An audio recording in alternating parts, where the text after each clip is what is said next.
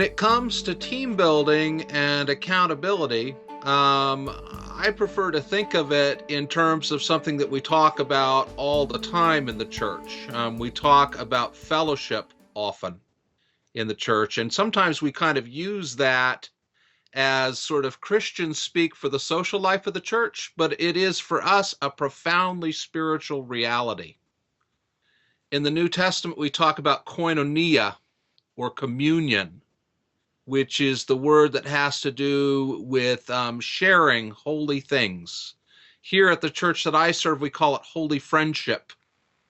And I think to build strong teams of leaders, lay and clergy leaders working side by side, which is the model of Vestry leadership that I'm most familiar with, one of the things we need to do is spend time together where the agenda is our relationship.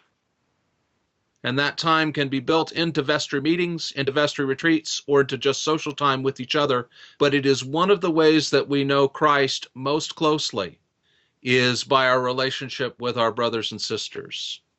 And so part of building a strong team is worshiping together, maybe preparing and sharing a meal together, doing some kind of ministry together that is not directly an expression of our role as a leadership team, but is doing Christ's work in the world.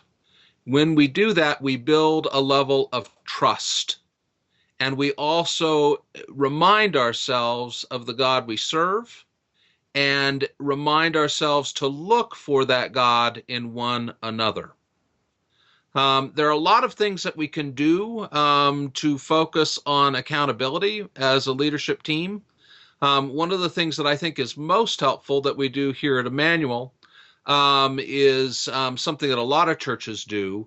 We have a Vestry Covenant that we actually lay out our intention to pray for one another, to hold one another accountable, to support one another, and also not to undermine the decisions of the vestry. We have a full and free debate about all kinds of things, and we try to come to consensus. Once we have made a decision, we certainly feel free to dissent from that decision, but we don't undermine it.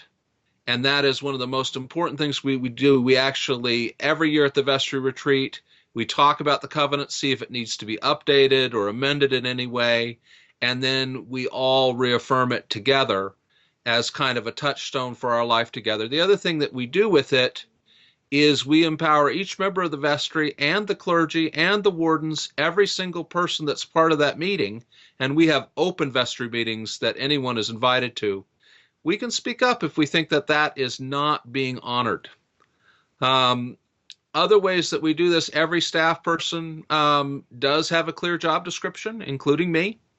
And it's not so much that we're looking to catch people and say, gotcha, but we are asking periodically and we're evaluating, are we doing the job that we say that we ought to do? Job descriptions for lay volunteers, including vestry members, it's a great idea, including wardens, treasurer, what have you. But if you really want to hold people accountable, it needs to be something they've signed off on explicitly. We need to be saying thank you publicly for the work that people do.